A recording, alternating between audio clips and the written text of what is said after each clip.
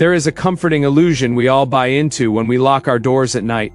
We turn the deadbolt, hear that heavy metallic click, and we tell ourselves that we are safe. We tell ourselves that the perimeter is secure, that the outside world, with all of its unpredictable dangers, has been successfully shut out. But a house is just wood, glass, and drywall. And locks. Locks are only meant to keep honest people out. When you are home alone, the silence of your house changes. It becomes heavy, expectant.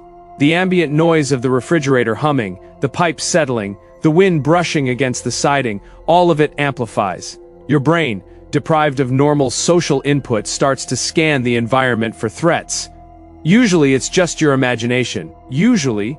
Tonight, I have 3 true stories of people who were completely alone in their homes, only to discover that the safety of their sanctuary had been breached. Sit back, check your locks one more time, and listen closely. Story 1. The back deck. This happened to me about 4 years ago, when I was 22. I was a senior in college, living in a rented house off campus with 3 other roommates. It was a decent-sized house sitting at the end of a dead-end street that backed up against a thick stretch of woods. It was incredibly cheap, mostly because it was old, drafty, and felt completely isolated from the rest of the town. It was the week of Thanksgiving. All 3 of my roommates had driven back to their respective hometowns to be with their families. I, however, had decided to stay behind. My family lived across the country, flights were expensive, and I had a massive senior thesis due in early December that I desperately needed to work on. I didn't mind the solitude. In fact, I was looking forward to it. A quiet house meant 0 distractions. It was a Tuesday night. The weather had been miserable all day. A relentless, freezing rain that turned the remaining autumn leaves into a slick mush on the roads. By 10 p.m., the wind had picked up, howling through the bare branches of the trees behind the house. I was sitting in the living room on the ground floor. The layout of the house is important here. The living room was open concept, leading directly into the kitchen. At the back of the kitchen were 2 large sliding glass doors that opened onto a raised wooden deck. Beyond the deck was the backyard. And then, the woods. I had all the lights off except for a single floor lamp next to the couch, creating a small pool of warm light in the otherwise dark, silent house. I was wearing noise-canceling headphones, typing away on my laptop, deeply immersed in my research. Around 11:30 p.m., I hit a wall. My eyes were burning, and I needed a break. I pulled off my headphones and rubbed my eyes. The moment I took the headphones off, the silence of the house hit me. The wind outside was aggressive, rattling the window frames. But underneath the sound of the storm, I heard something else. Thump. Creak. It was faint, muffled by the rain, but it sounded like it came from the back deck. I froze. I held my breath, straining my ears to listen. The deck was old, and the wood warped easily. Sometimes, extreme temperature drops could make it pop and groan.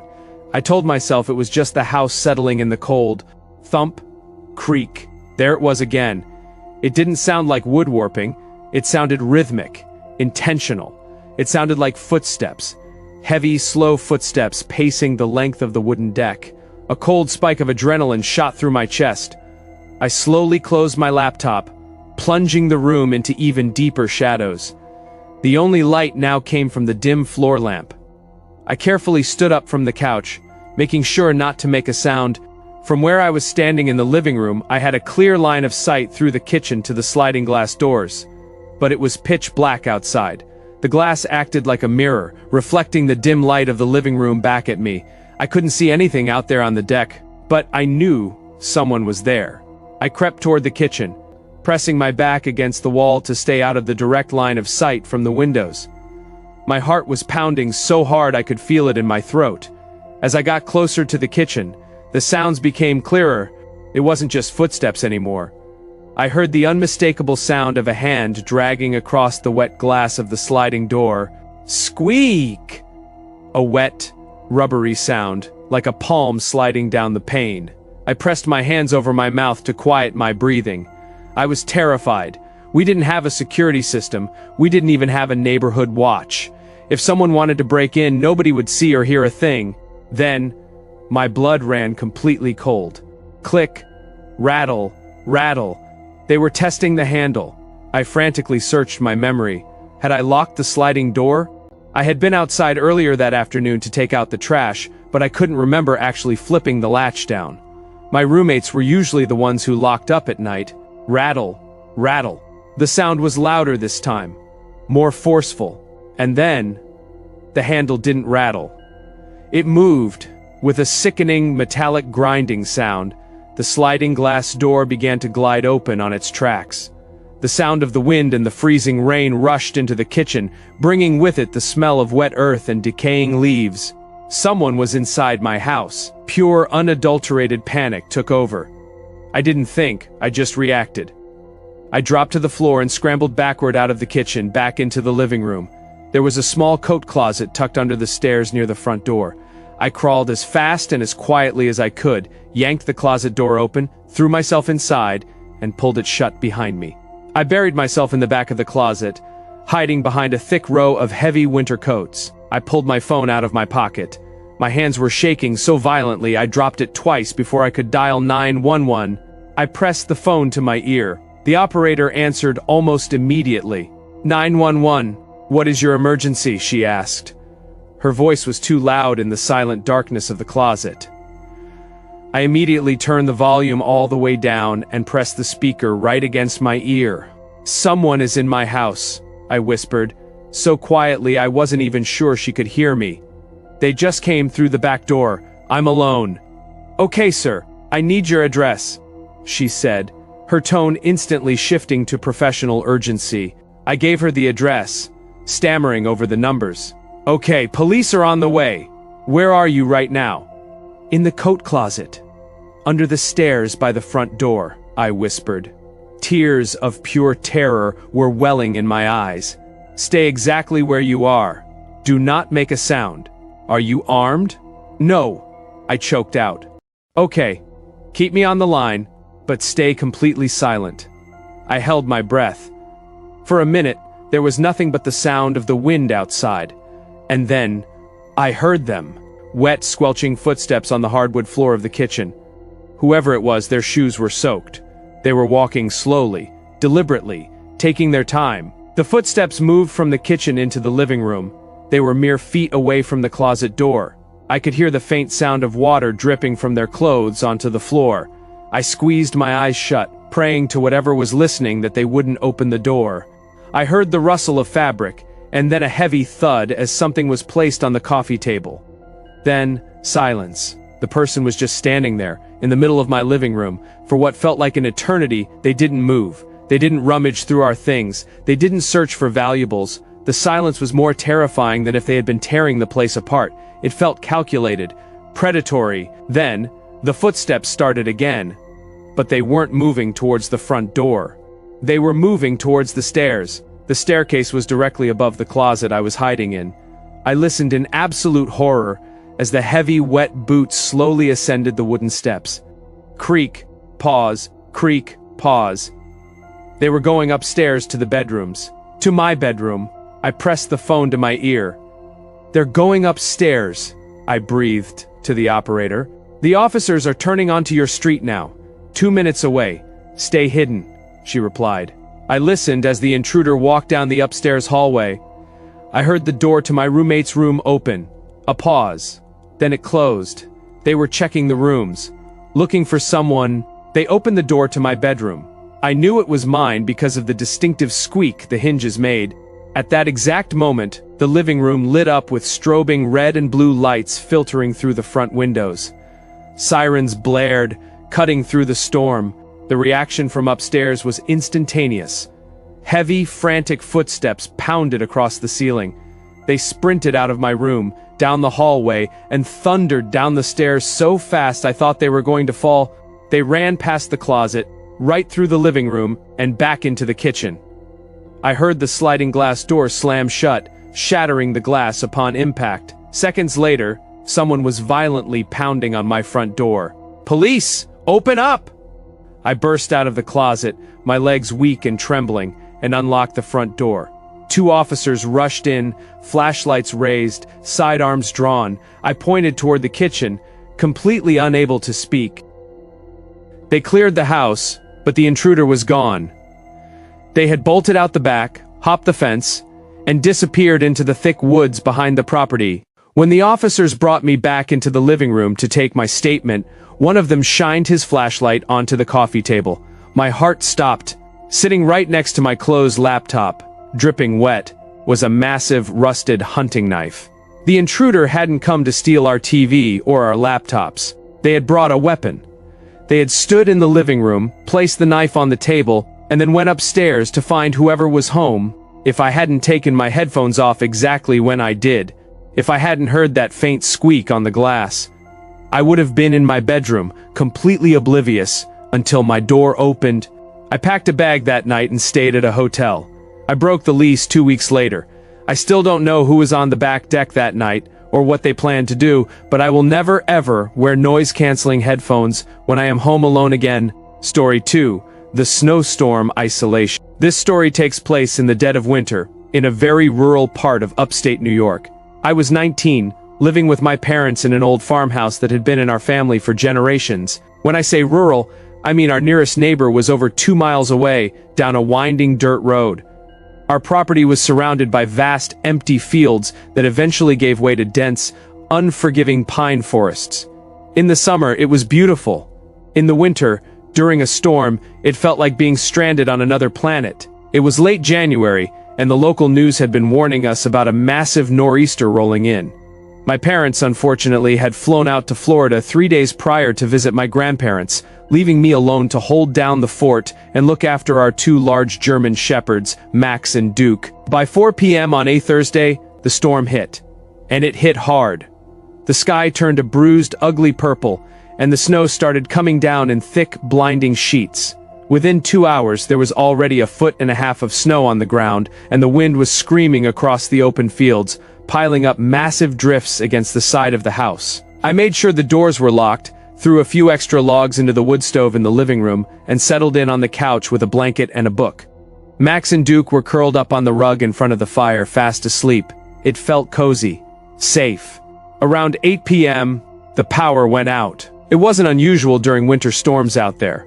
A branch probably took down a line miles down the highway. I sighed, put my book down, and lit a few heavy pillar candles I kept on the coffee table. The house immediately took on a different atmosphere. The corners of the room disappeared into deep shadows, and the orange glow of the fire flickered nervously across the walls. It was 9:30 p.m. when the dogs woke up. It wasn't a gradual waking up. Max's head snapped up simultaneously with Duke's. They both stared intently toward the kitchen, their ears pinned flat against their heads. Then a low, rumbling growl started in Max's chest. Duke stood up, the hair on the back of his neck standing straight up, and let out a sharp, aggressive bark. I sat up, my pulse quickening. Max and Duke were not easily spooked. They were farm dogs. They were used to coyotes, deer, and the strange noises of an old house. They didn't bark unless something was wrong. "What is it, boys?" I whispered. They didn't look at me. They slowly walked out of the living room and into the dark kitchen, continuing to growl. The kitchen led to a small mudroom, which housed the heavy wooden back door that led out to the driveway. I grabbed the heavy metal flashlight I kept on the mantel and followed them, keeping a safe distance behind. When I got to the kitchen, the dogs were standing rigidly in front of the mudroom door, staring at the thick frosted glass pane in the upper half of the heavy wooden exterior door.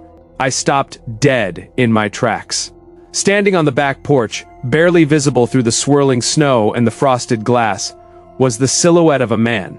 He was huge, broad-shouldered, wearing a heavy parka with the hood pulled up over his head. He wasn't moving. He was just standing there, inches from the glass, staring into the dark house. My breath caught in my throat. We lived miles from civilization. The roads were completely impassable, I knew that for a fact. No cars could get through 1.5 feet of unplowed snow, which meant whoever this was had walked here, through a blizzard. In the dead of night, the dogs went absolutely ballistic. They lunged at the door, barking viciously, their claws scrabbling against the hardwood floor. I expected the man to back away, to realize the house wasn't empty, and that there were 2 large, angry dogs inside. He didn't move. He didn't even flinch. He raised a heavy gloved hand and knocked slowly on the glass. Tap, tap, tap. It wasn't a frantic knock for help. It was a slow, deliberate, mocking rhythm. I backed away into the kitchen, my hands shaking so violently I almost dropped the flashlight. I pulled my phone out of my pocket. 0 bars. The storm had knocked out the cell towers. I ran to the wall-mounted landline in the kitchen. We kept it specifically for emergencies like this. I picked up the receiver and held it to my ear. Nothing. Dead air. The lines were down. I was completely cut off from the world. No power, no phone, miles from anyone. And a stranger was standing on my back porch. Tap, tap, tap. He knocked again. I crept back to the edge of the kitchen, peering around the corner. The dogs were still snarling furiously. Suddenly, the silhouette moved. He reached down and grabbed the brass doorknob. He twisted it violently to the left, then to the right. The heavy deadbolt held firm, but the sound of the metal rattling against the strike plate echoed through the silent house. He leaned close to the glass. I couldn't see his face, but I could hear his voice, muffled by the solid wood and the howling wind. "I know you're in there," a deep, raspy voice called out. "Let me in. It's freezing out here." He didn't sound distressed. He sounded angry. "Go away," I screamed, my voice cracking with terror. "I have a gun, and I'm calling the police." It was a lie. I didn't own a gun, and I couldn't call anyone. The man let out a low, dark chuckle that I could barely hear over the wind. "No, you aren't," he replied. "Lines are down, roads are closed, nobody is coming." He knew. He knew exactly how isolated I was. He let go of the doorknob. The silhouette stepped back, fading slightly into the swirling white of the blizzard. I watched as he slowly walked off the porch, disappearing around the side of the house. The dogs didn't stop barking.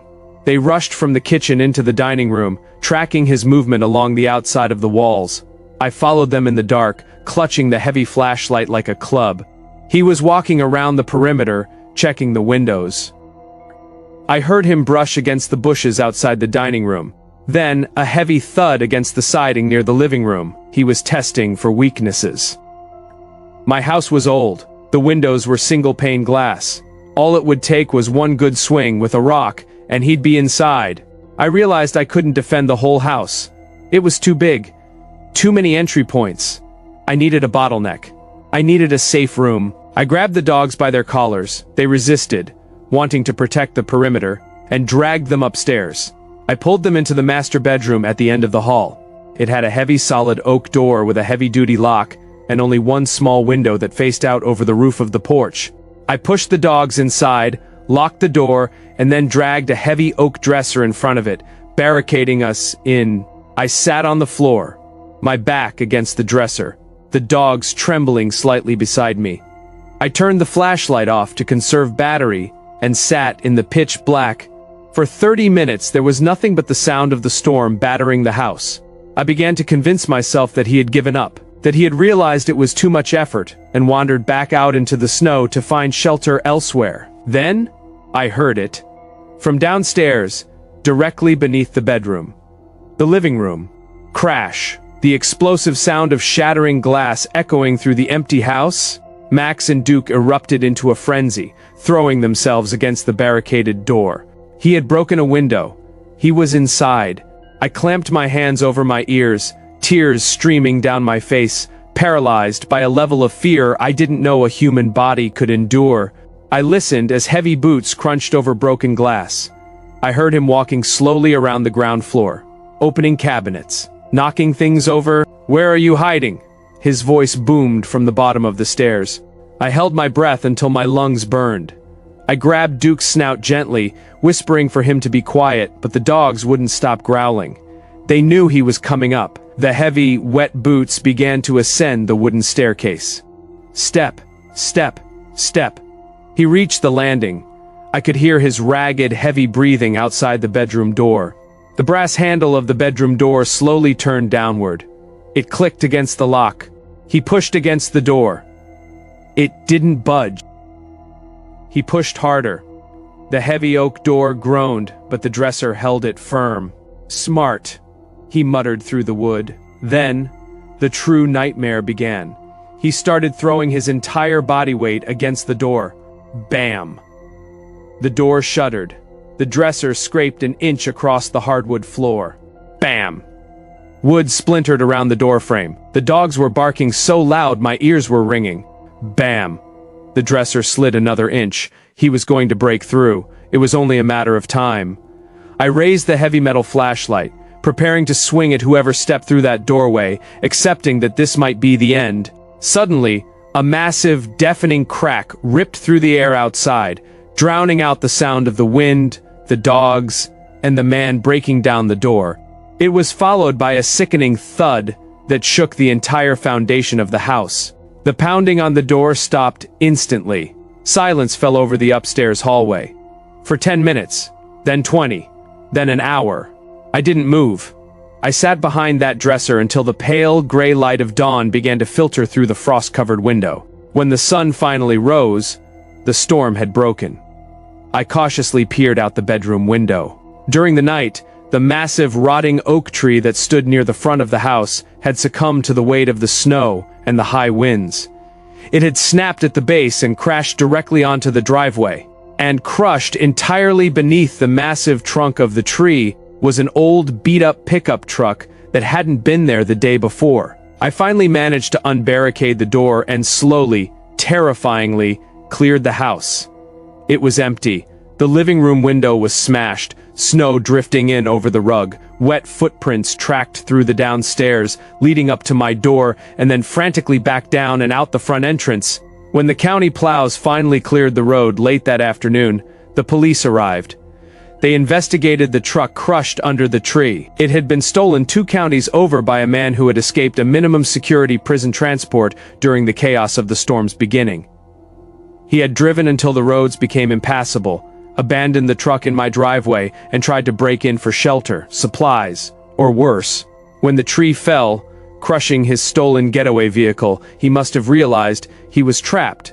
He panicked, fled the house on foot into the deep woods to avoid being found there. They found his body 3 days later, frozen solid, less than a mile away in a snowdrift. If that tree hadn't fallen exactly when it did, I wouldn't be here to tell this story. Story 3, The Spare Key. This happened last year. I had just moved to a new city for a job and was renting my very first apartment alone. It was a ground floor unit in a large, relatively modern complex on the outskirts of the city. It wasn't a bad neighborhood, but it was busy, transient, and anonymizing. You didn't know your neighbors. People kept to themselves. The apartment itself was decent. A small one-bedroom with a galley kitchen, a living room, and a small patio enclosed by a tall wooden fence. The front door faced an open-air breezeway that connected the units. Because I was prone to locking myself out, the very first thing I did when I moved in was hide a spare key.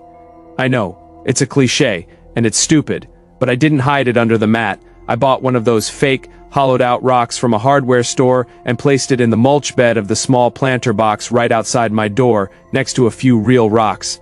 I thought I was being clever. About a month into living there, I started noticing small things. Little inconsistencies. I would come home from work, and the mail on my counter would be shifted slightly. I distinctly remembered leaving my TV remote on the coffee table, but I'd find it on the couch cushion. A glass I left in the sink would be placed in the drying rack. At first I chalked it up to my own forgetfulness. I was stressed with a new job, barely sleeping, and living alone for the first time. Your mind plays tricks on you when you're exhausted. I convinced myself I was just being paranoid. Then came a Friday night in late October. I had gone to bed early, completely exhausted after a long week. I am an incredibly light sleeper. The slightest noise, a car door slamming outside, a neighbor dropping something upstairs, usually wakes me up. It was exactly 3:14 a.m. I know, because I glanced at the glowing red numbers on my alarm clock the moment my eyes snapped open. I was wide awake. Something had pulled me out of my sleep. I lay perfectly still in the darkness of my bedroom, listening. The apartment was completely silent. The only sound was the low hum of the refrigerator in the kitchen down the short hallway. I was about to close my eyes again when I heard it. Scratch. Scratch. It was coming from the front door. It sounded like metal on metal. Very faint. Very precise. I slowly pushed the blankets off and swung my legs over the side of the bed. The floorboards in the hallway were notoriously creaky, so I tiptoed, placing my weight carefully on the edges of my feet, moving toward the front room. I stopped at the edge of the hallway, looking toward the heavy steel front door. Scratch. Clink. Someone was picking the lock. My heart slammed against my ribs. I slowly backed up into my bedroom and grabbed the heavy wooden baseball bat I kept next to my nightstand. I gripped it so tight my knuckles turned white, and crept back down the hall. I stood 2 feet away from the door, watching the deadbolt. I didn't want to look through the peephole. I had an irrational fear that if I put my eye to the glass, they would look through from the other side at the exact same moment. I waited. The scratching stopped. I held my breath. Maybe they had given up. Maybe they realized it was too difficult and moved on to another unit. I stood there in the dark for a full 5 minutes. Silence. Slowly, the adrenaline began to recede, replaced by a cold sweat. I convinced myself that maybe it was just a neighbor who had drunkenly tried the wrong door, realized their mistake, and wandered off. I turned around to head back to bed. As I took my first step down the hallway, a sound froze the blood in my veins. Snick. It was loud, sharp, unmistakable. The heavy deadbolt on my front door forcefully snapped, unlocked.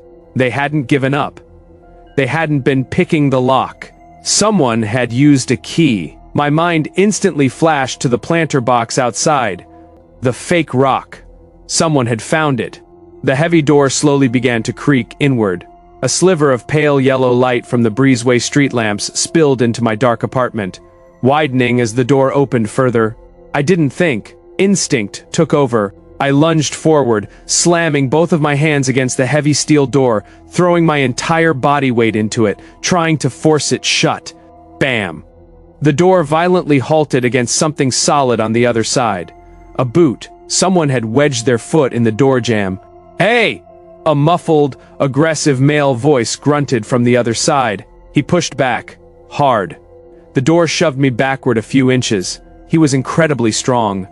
"Get out!" I screamed at the top of my lungs, digging my bare feet into the carpet, leaning all my weight against the door. "I'm calling the cops! Get the hell away from my door!"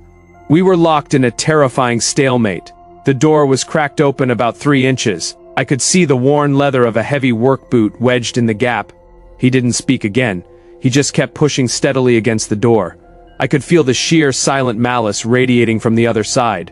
This wasn't a confused neighbor. This was someone who knew exactly what they were doing. I leaned one shoulder against the door, using one hand to hold it steady, and used my other hand to frantically fumble in my pocket for my phone. I didn't have it. It was on the nightstand in the bedroom. "Help!" I screamed, hoping my neighbors would hear. "Somebody call the police!" The pressure on the door suddenly increased. He shoved violently. The door slammed against my shoulder, knocking the wind out of me and sending me stumbling backward. The door swung wide open. Standing in the threshold was a tall man dressed entirely in dark clothing. He wore a black hooded sweatshirt pulled tight around his face, and a black surgical mask covering his nose and mouth. I couldn't see his features, only his eyes. They were completely calm, cold, dead. He took one step inside my apartment. I scrambled backward, raising the baseball bat in the air. "I swear to God," I yelled, my voice trembling but vicious, "I will crack your skull open, get out!" He stopped. He looked at the bat in my hands. He looked at my face, realizing I was wide awake, armed, and screaming loud enough to wake the entire complex. The element of surprise was completely gone. He didn't run. He didn't panic. He just slowly took a step backward, back into the breezeway. He reached out, grabbed the handle of my front door, and looked me dead in the eyes. He raised his other hand. Dangling from his index finger, illuminated by the yellow breezeway light, was my spare house key. He stared at me for 3 agonizingly long seconds, then slowly, deliberately pulled the door shut behind him. Click. The moment the latch caught, I lunged forward, threw the deadbolt, fastened the chain lock, and backed a heavy armchair against the door. I ran to my bedroom, grabbed my phone, and called 911. The police arrived within minutes. They searched the complex, but the man was gone. When they took my statement, I told them about the spare key. An officer went outside to check the planter box. He came back inside a minute later, holding the hollow plastic rock. "Was it in here?" the officer asked. "Yes," I said. The officer shook his head. The rock was buried under a layer of fresh dirt, not just tossed back. Whoever took your key, they've had it for a while. They covered their tracks so you wouldn't know it was missing. My stomach dropped. The shifted mail, the remote on the couch, the glass in the sink. He hadn't just broken in tonight. He had been coming inside my apartment for weeks. He had been letting himself in while I was at work, learning my layout, going through my things. Tonight, he hadn't come when I was at work. He had come at 3 a.m. when he knew I was asleep. The apartment complex management changed my locks the very next morning and installed a heavy-duty security plate over the deadbolt. I bought an indoor security camera and a secondary jam bar for the door. I never found out who he was or what his intentions were that night. But I still live in that apartment, and every night, before I go to sleep, I check the locks 3 times. And I never ever hide a spare key outside. The home is meant to be a fortress, but sometimes the walls are thinner than we think. Thank you for listening to tonight's stories. If you enjoyed this video, please leave a like and consider subscribing for more true horror every week. Until next time, make sure your doors are locked, and sleep tight.